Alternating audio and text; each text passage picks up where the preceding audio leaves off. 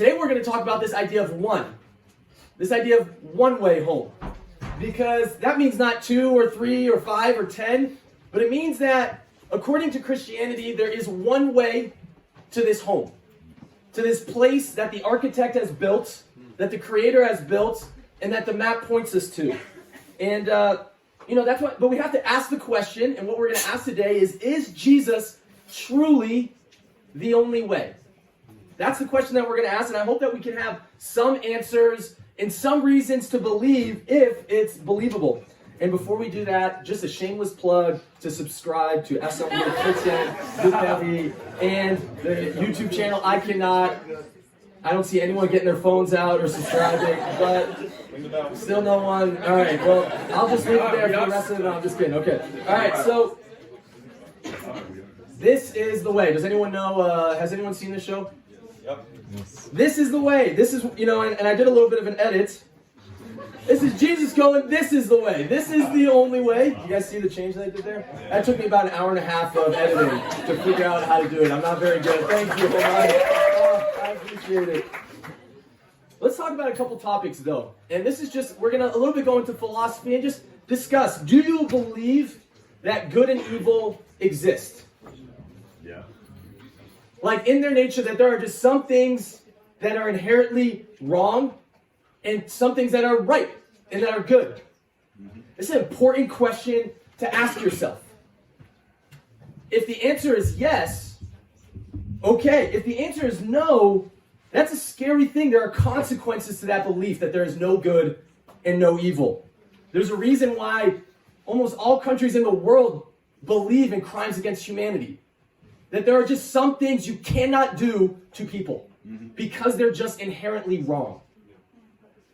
And if you don't believe in good and evil, then you can say that maybe it's not good for society or different things like that, but you can't say that Auschwitz, that serial killers, that people that abuse their family members did anything morally wrong. You can't. You can't say those things. You can make arguments of why maybe it's not helpful to create a large population, but you can't say it's evil. You can't say it's wrong. And that means you can't condemn it truly in an objective manner. What do I mean by condemn? That means that the idea of justice does not exist.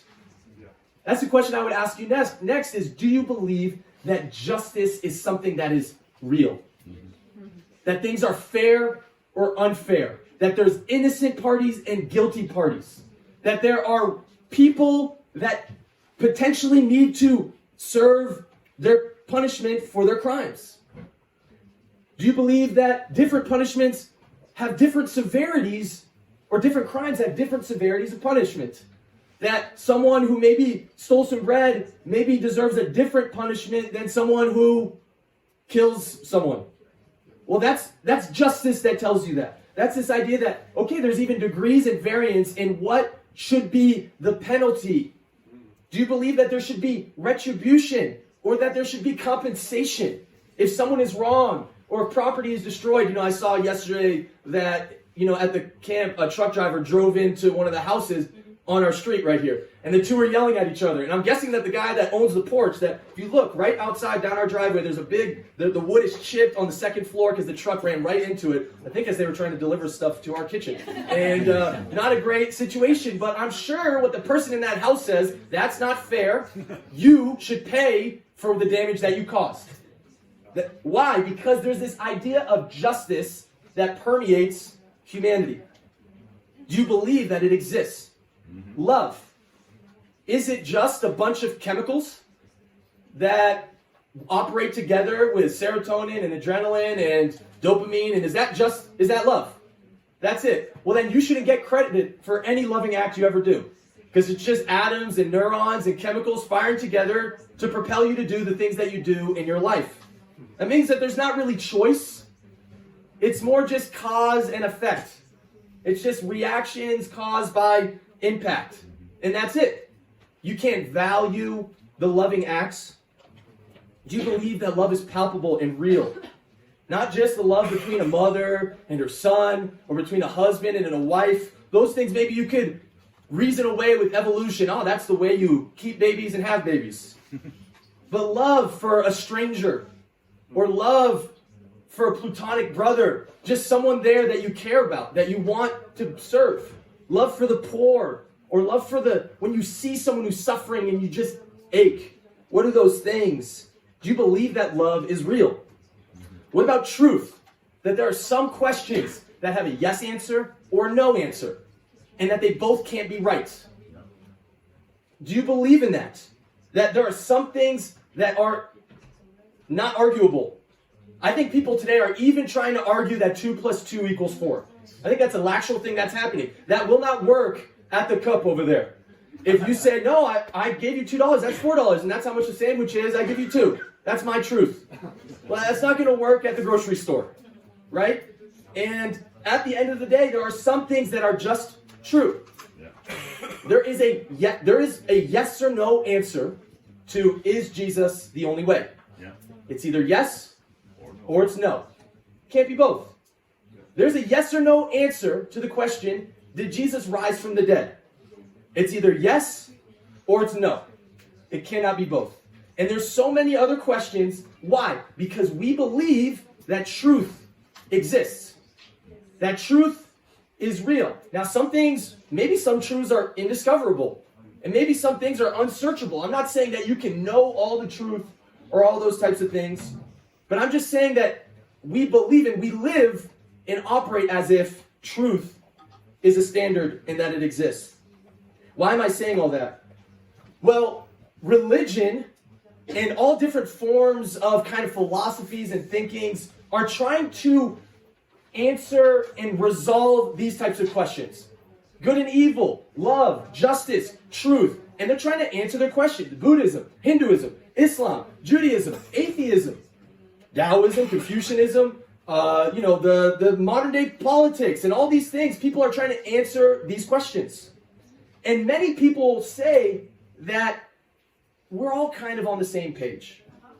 We'll say that many roads lead to God. And we're all kind of trying to answer the same question. And at the end of the day, all that really matters is if you treat people nice and with respect, we're kind of all in the same place. I don't know if you guys know this, but I went to school at Boston University and I got my degree in religion. So I studied all the world religions in at least a small degree in my 4 years of college, and that's what I received my diploma in, with a concentration in early Christianity. And one of my professors was Stephen Prothero. He was a very interesting guy. I don't think he was a believer, but he wrote a book called God Is Not One. And at that time, it was a very profound book. It was around the 2010s. He was one of my teachers. He taught me a class on death and immortality and the different views that different religions had on death and the afterlife. It was a very interesting class, and he was actually a fun teacher. But one of the things that he taught about is the mistake that modern society makes in trying to push all the religions and say they're all the same. And his whole idea is, no, God is not one. That the God of Islam is not the same as the God of Christianity. And that the question that Christianity is trying to answer is very different than the question that Buddhism or atheism is trying to answer. And that they're diametrically opposed to each other in different places. Yeah. There's places like Islam that says the greatest sin that you can make is to say that Jesus rose from the dead. Then you have Christianity that says the only and most basic truth that you have to believe is that Jesus rose from the dead. They can't work together. No.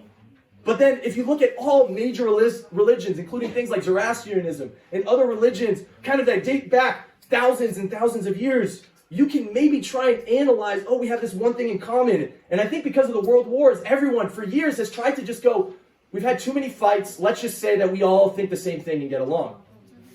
And that has worked a little bit, but it's still created all these societies that kind of function in the same country, but don't actually function and operate necessarily always together. And we live in this fantasy world, and we also live in this world that starts to say that there is no truth, and if you think it's true, that means it's true.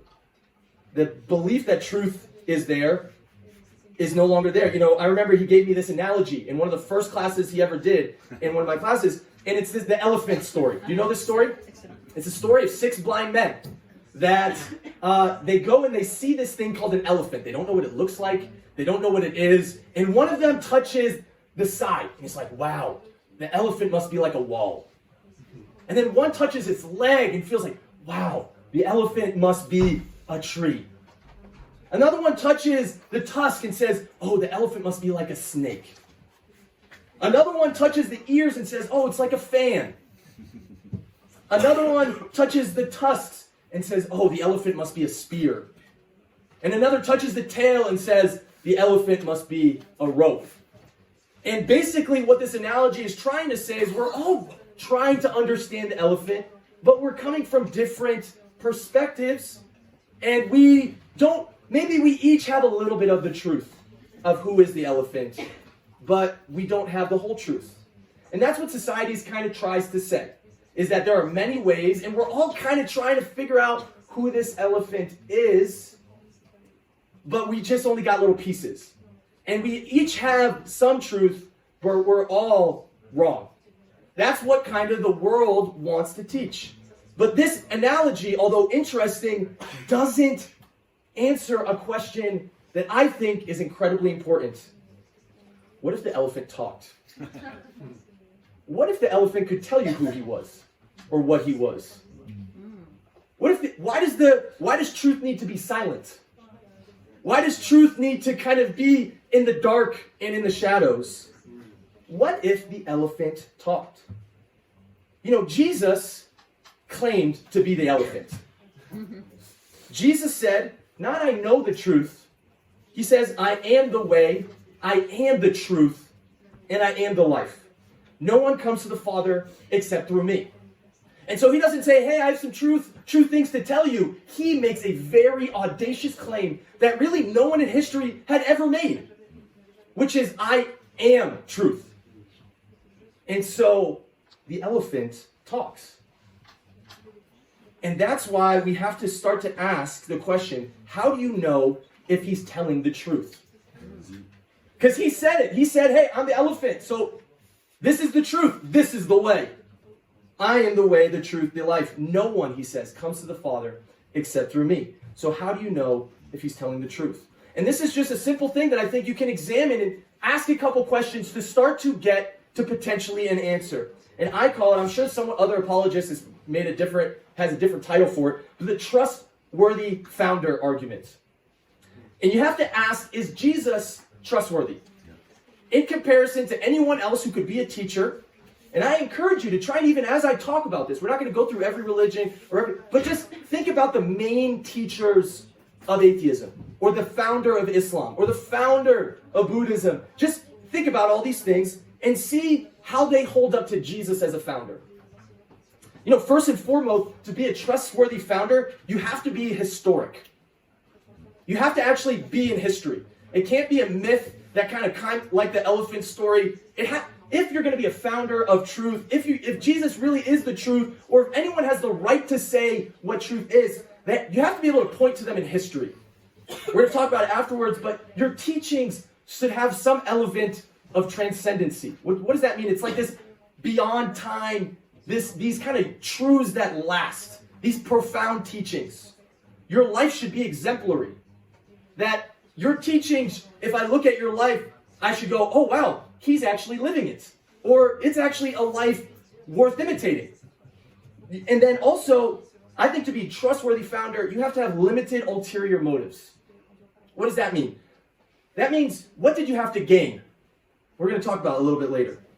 And then I believe to be a trustworthy founder, there needs to be something special about you. Unique, other. Because if someone in this room claims to know the truth, what's the difference between you and me? There's got to be a difference between us for you to be able to claim something that I don't know or have. You know, some might call that divinity. Let's go at the historic figure for a second. The established facts about Jesus by most scholars. I'm sure there are some scholars that would disagree, but in general, if we're going to examine Jesus as a historic figure, these are 5 things that if I've looked through, not many people would argue about Jesus. Almost all atheists believe that Jesus existed. Like atheistic scholars, they would say that Jesus was a real person. Now, did he teach everything that he taught? Did he actually die on the cross? Or did he actually rise from the dead? Those things they might argue.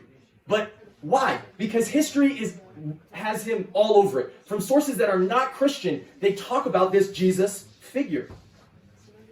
There's another thing that is almost universally accepted, that Jesus was crucified. First of all, crucifixion was an actual thing. We have objects and artifacts of like crucified people and pieces of wood with bones nailed to it, because that was a way that Romans actually did torture people. But not only that, but it's with very much certainty that Jesus was crucified under the reign of Tiberius Caesar and by Pontius Pilate. Those are well accepted truths. Why is that important? Because that is names in history that we can look outside of the Bible and know that these people were real. Tiberius Caesar, Pontius Pilate, we have records, tablets that speak of these people. And many outside scholars would say that Jesus was crucified. Another fact that is well accepted is that the tomb was empty after he died. And it was discovered by women. Now, why do we know the tomb was empty? Because their claim after that, dating very early in Christianity, was that Jesus rose from the dead. And what's the thing you could do to prove that Jesus didn't rise from the dead? Show his body. So the body was missing. It wasn't there. Now, did someone steal it? How did that happen? Those are different questions that you can ask, but almost all scholars would say that the tomb was empty. Discovered by women. Why? Well, because the Bible said it was discovered by women. And at that time, in history, that would have been not a viable source for a witness. I'm sorry, women. That's not right. Okay? But you would have not have been a credible witness. Back in history, back then. That's wrong.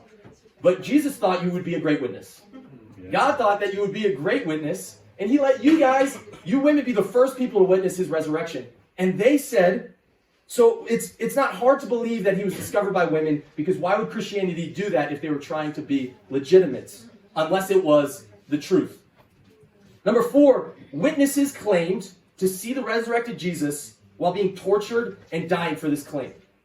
It's very clear after that there was a bomb that went off in Jerusalem. I don't mean a real bomb, but I mean a bomb of ideas, where from that moment, everything in the world changed. People died, people were tortured and killed for one claim: Jesus rose from the dead. Most historians would agree that early Christians died claiming that he rose from the dead, that they thought he rose from the dead. Now, that doesn't mean he rose from the dead. They could have hallucinated. They could have been lying. They could have done many other things. But the question you have to ask yourself is, what would they have to gain for lying? Because they died. Some were homeless. They didn't have money. They preached purity, so they didn't get women. There were so many things that if you want to lie, you do it for certain motives. And they received none of them. Oh, maybe they hallucinated. I don't know about you, but if you do drugs and you have 12 people in a room, they don't have the same hallucination. How did they all say they saw Jesus? Not only did they say they saw him, but they said he ate a fish and that they touched his wounds. How do you fake that? That the bones just disappear off the fish in front of you. And then, if they knew they were lying again, why would they have gone so far in their lie? And then another thing that is very interesting, that's a pretty known fact. Paul was historic. Paul was a historic person who once persecuted Christians, but then converted, and then wrote many portions of the Bible. That would be like if an Osama bin Laden converting to I want to be an American. That would be what happened in this guy's life. That would be like a terrorist saying, I love America. Or I want to become a Christian. That's who Paul was. He killed Christians. He tortured Christians. And then one day he said, it's real. It's real. And then he started writing portions of the Bible. That's a very interesting thing that would shock people even in today's world. If someone in America went from Democrat to Republican, you're like, oh my goodness. But the extremes of persecuting Christians to becoming one of the leaders. And again, he did not gain money. He did not gain popularity. He did not gain riches or women or anything like that. He lost his respect from many or most people. So what motivations did he have for this? So was Jesus a historic figure? I think these are 5 things that we can be almost certain about. Well, what did he teach? Right? Transcendent teachings. It's not just about is he a real person, but are his teachings worth listening to? Let's listen to a few. It said, blessed are the merciful, for they will be shown mercy. Blessed are the pure in heart, for they will see God. Blessed are the peacemakers, for they will be called children of God. You have heard that it was said to people long ago, you shall not murder, and anyone who murders will be subject to judgment. But I tell you that anyone who is angry with a brother or sister will be subject to judgment. You have heard that it was said, you shall not commit adultery. But I tell you that anyone who looks at a woman lustfully has already committed adultery with her in his heart. But I tell you, do not swear an oath at all, either by heaven, for it is God's throne, or by earth, for it is his footstool, or by Jerusalem, for it is the city of the great king. And do not swear by your head, for you cannot even make one hair white or black. All you need to say is simply yes or no. Anything beyond this comes from the evil one. But I tell you, love your enemies and pray for those who persecute you, that you may be children of your Father in heaven. He causes his sun to rise on the evil and the good, and sends rain on the righteous and the unrighteous. If you love those who love you, what reward will you get? Are not even the tax collectors or the sinners doing that? You've heard that it was said, eye for eye, tooth for tooth. But I tell you, do not resist the evil person. If anyone slaps you on the right cheek, turn to them the other cheek also. You know, this is like some profound things. If you look just at some of these teachings, talking about mercy, being a peacemaker, being pure at heart. Talk about, hey, not just killing, but not being angry and not speaking to people with venom in your heart. Talks about not just, hey, don't sleep with each other's wives and husbands. The way you look people should not be to objectify them. He talks about, hey, let's just be honest and truthful about what we say. If we say yes, we're going to do it. If we say no, we're not going to do it. He talks about this idea of loving people that are your enemies. What merit do you have if you just love people that treat you nicely? What is so great about that? Everyone does that mostly. This idea of loving people who treat you poorly, that's supernatural. Yeah. What about this idea, instead of revenge, letting things go and forgiving? If someone hits you, let it go. What would this world look like if people let things go? I mean, the wars in our world today date back like hundreds of years ago. It's conflicts that have never been resolved. It's someone doing something then again to someone else, and there's this constant back and forth and back and forth. Why? Because no one can turn the other cheek and say, I'm done. You know, these are profound teachings that and you know what? That was in one chapter. That was in like 40 verses of the New Testament. One chapter. One list of sayings that Jesus said in one sitting. We could have spent the whole day talking about how profound and life-changing to society Jesus' teachings have been for the whole world. Yeah. Teachings that some did not even exist in humanity before Jesus exemplified them and taught them. Yeah. But what was his life like? So he had great teachings. What was his life like? Well, he spent time with the foreigner, the stranger, and the outcast. He served the poor and the sick. He challenged corrupt authority. He was close to women without using them. Children loved to be with him. He lived what he preached. He forgave. Interesting thing, he was emotionally in touch, mentally stable, and a man of integrity. Many people would say that even that were not Christians. And the list again goes on and on. If you look at the example of Jesus, no other religion claims that their founder was perfect. No other frame of thinking claims that atheists, no one is looking at the founders of atheism and saying, look at those people. They're perfect. You want their lives and how they live. No one is looking at the way they treat their wife or their family. Or Freud. No one is looking at Freud and saying, you want his life and the way he treated his family. And yet, when you look at Jesus' life, how can you do anything else but say, wow, if I could be like that, and if the world could be like that, that would be a goal in life. His life was exemplary. It was beyond exemplary. It is literally what thousands of people strive to imitate. No one would say that Muhammad was perfect. Far from it if you look at his family life. Look at his family life. Muslims wouldn't say Muhammad was perfect. He made so many mistakes, and yet he's the founder. Again, if someone is the truth or teaching the truth, their life should be worthy of imitating. Their life should show that it works. You know, Napoleon Bonaparte, this is a quote that many of you guys have probably heard. He says, I know men. And I tell you what, that Jesus Christ is no mere man. Between him and every other person in the world, there is no possible term of comparison. Alexander, Caesar, Charlemagne, and I have founded empires. But on what did we rest the creations of our genius? Upon force. Jesus Christ founded his empire upon love. And at this hour, millions of men would die for him. Look at the way Jesus built his movement. Did he slay nations to win converts? No. Did he force people? Now, later on in history, the Christians did do that. That's hundreds and hundreds of years after Jesus. But if you look at Jesus, he built his empire, his reign, his kingdom on loving people. People were so devoted to him that they were willing to die. Why? Because of who he was. So what else did he have to gain? Well, he said that he didn't have a home. He literally never had a home, Jesus. During his ministry, he was homeless. He went from house to house. He had no power. In fact, there were times when the Israelites wanted to make him king, and he said no. He had no money.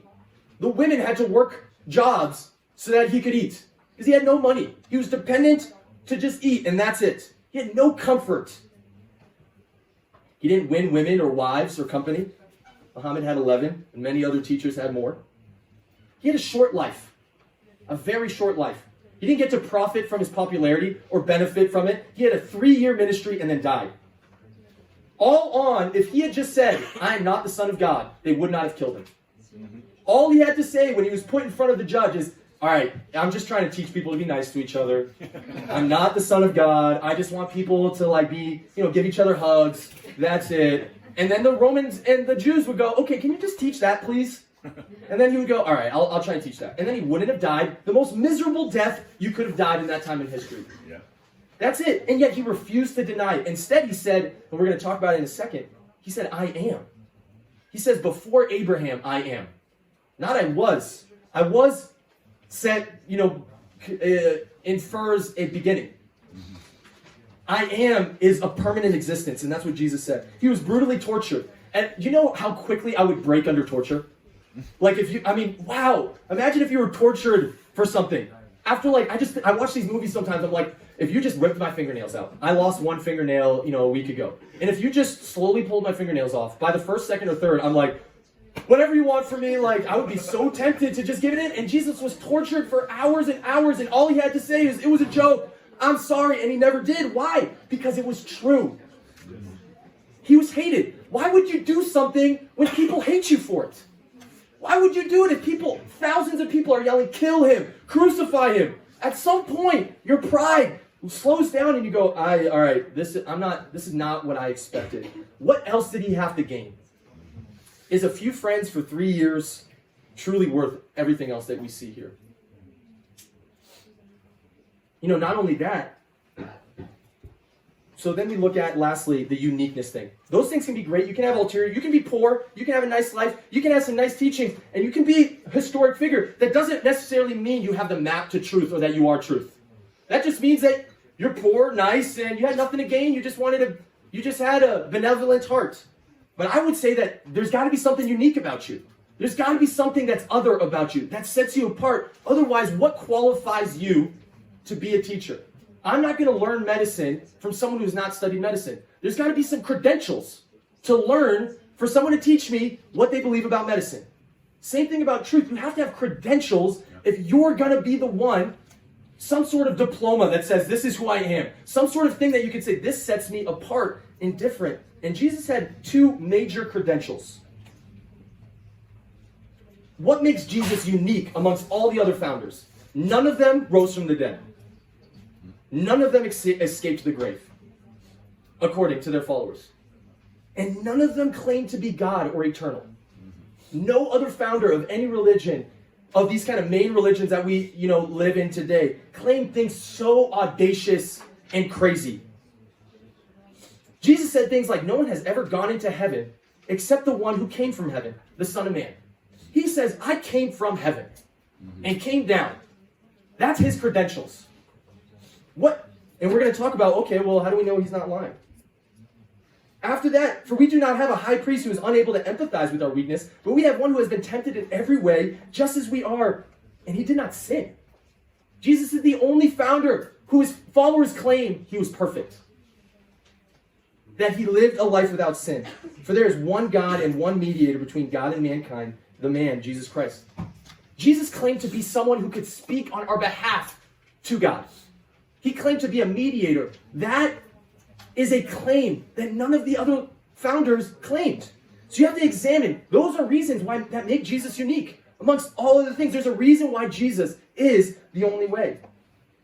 Why is this so important? The claim of his disciples that he rose from the dead. That's a bold claim that no other founder of any other religion their followers claimed. That he was unkillable. That he was invincible. No one else said things like that. And you could say maybe he made it up.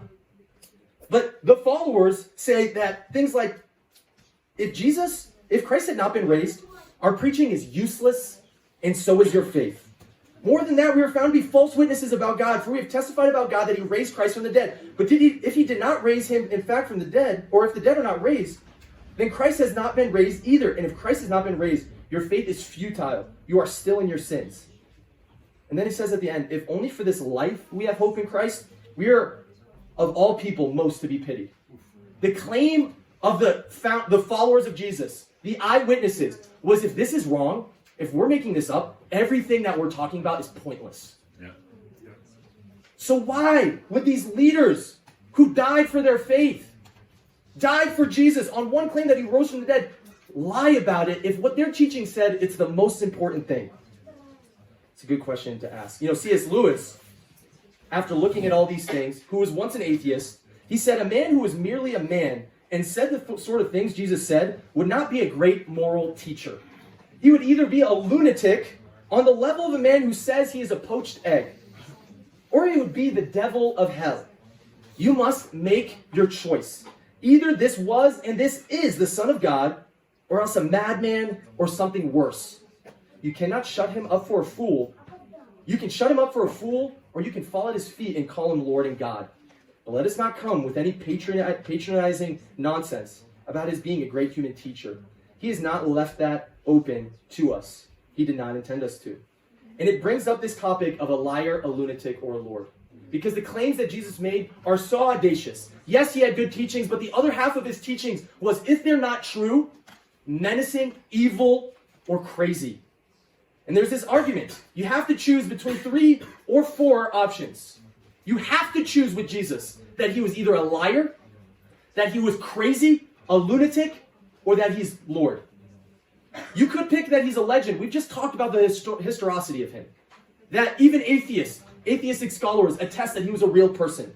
You can maybe say, again, well, he did teach good things, but his followers later on added these divine teachings. But again, then why did they die for their faith? What did they have to gain for this claim? But that leaves us 3. That leaves us liar, lunatic, or Lord. Let's look at some of these teachings. We're not going to look at them all. Let's look at some of them. Then Jesus declared, I am the bread of life. Whoever comes to me will never go hungry and never be thirsty. It's a pretty... If Maya said that right now, we would be concerned. If Jonathan said that, we would go, dude, you gotta chill out. You wouldn't go, wow, let's follow him. You would say he's crazy. There are people that think that they're Elvis Presley, Jesus Christ, and a number of other different type of historical figures. They need mental help treatments. They're crazy. Jesus said, I'm the light of the world. He says, I'm the gate for the sheep. Whoever enters me will be saved. Again, if he's saying this and it's not true, he's either crazy or he's a liar. He says things like, I'm the good shepherd. I am the resurrection. That's a bold claim for a human to make. I am the resurrection.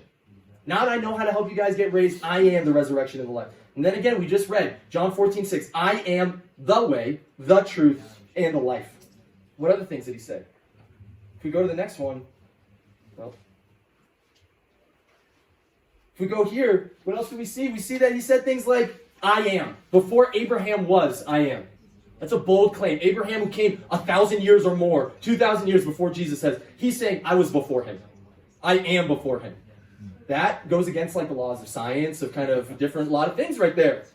He said, I forgive you. And the people around him said, who has the power to forgive sins but God? In Matthew 28, a passage that we all know, go and make disciples of all nations. What's he say before that? All authority on heaven and on earth has been given to me. That is a crazy statement to make if it is not true. And then later on, he says, very truly I tell you, whoever believes my word and believes him who sent me has eternal life and will not be judged.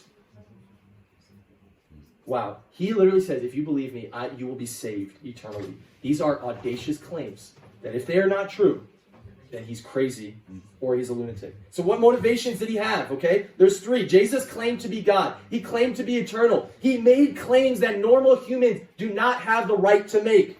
And there's 2 options. They were true. That's one of them.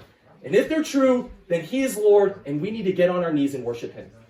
That's option number 1. You have the choice of either to accept that or to reject it. That's it. The second option is that his claims were false. And that means he knew it, and he was a hypocrite. That means as he taught about truth and integrity, and he talked about loving people, but he also made teachings that you should die too. He said, I'm going to die, and you should die too. That's a cult leader. That's a crazy person. Drink the Kool-Aid. All these types of things. He was a hypocrite of all hypocrites. As he taught morality, he was immoral. That's what that means. And you have to look at the evidence and say, does the way he lived his life lead me to believe that he was a hypocrite? The way that he died, the way that he lived, what did he gain? Does that lead me to believe he's a hypocrite? Because if he's a hypocrite, he's a liar, and you should reject him. You should run far from him, and you should run from this camp and never come back. Seriously, if Jesus was a liar, then this is all for nothing, is what the followers of Jesus would say. Number 2 would be, his claims were false, but he just didn't know it. He thought it was true. That means he was deluded. Delusions of grandeur. It's literally, it's a condition that you can think. I have a friend who right now thinks he's the Messiah. I know someone who literally says, I'm the Messiah. And something happened to him, and I think it was probably, I don't know, I don't want to speak poorly about it, but there are many people, hundreds, thousands of people that make these types of big statements. There are plenty of people that think they're the God of their universe. A lot of presidents and politicians and a lot of different things that think that they have the right, they're crazy. But look at his teachings. Do they show signs of schizophrenia? Did someone as crazy as him, would he teach the things he just taught? Wouldn't you see inconsistencies in his life where at one point he was doing one thing and at another point he flips and does something different? How do people that are like God usually treat people? Is it with love? Is it with sacrifice? Is it washing their feet? Do children usually trust crazy people? I mean, they flocked to him. They wanted to be around him. Why did women feel safe around him if he was crazy? All these things, again, you have to prove to me that he was crazy. Because as we've discussed, there's nothing that I see of a crazy person. And those are the only 2 options if it's false. Those are the only 2 options. And for me, it doesn't take a lot of faith to believe that Jesus is Lord. And if Jesus is Lord, that when he says, I'm the only way, when he says, I'm the truth, I'm going to believe him. Because no one else has the right to say it. No one else has lived a life like he does, or like he has. I want to close. My dad was a practicing atheist most of his life. He came to Amsterdam. He went on a European road trip when he graduated college. And one day at 2 o'clock in the morning, a woman gave him a Bible while he was in a hostel. He read it. And you know what book he read? He read the book of John because that was his name. You know how long it takes to read the book of John? About 2 hours. And from 2 to 4, he read the book of John. He put it down. And after reading it, he said, if this is true, this changes everything. If Jesus' claims are true, then I cannot live the same life I just did. Because that means that his teachings have, when he says, this is the way, I should do that then. When he says that he can offer eternal life and salvation and peace and joy, when he says those things, I want those things. And he's as trustworthy of a candidate as anyone in history to believe.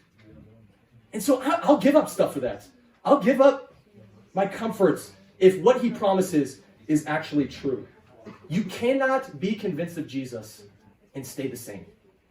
Your life is changed forever. At that moment, he went back to the United States and he said, we need to go look for a church. He talked to his girlfriend, who is now my mom, and a week later, someone randomly shared their faith with them on the street. They said, we need to go find God. He was like, if this is true, I got to figure this out. A week later, someone shares their faith with them. They come in contact with the map, God's word, and they're convinced, not just out of an emotional feeling, but these are reasonable reasons to believe that Jesus is Lord. And my parents changed their life, and I'm a result of it. And you know what? If you believe that, don't stay the same. Let it change you. Amen? Love you guys.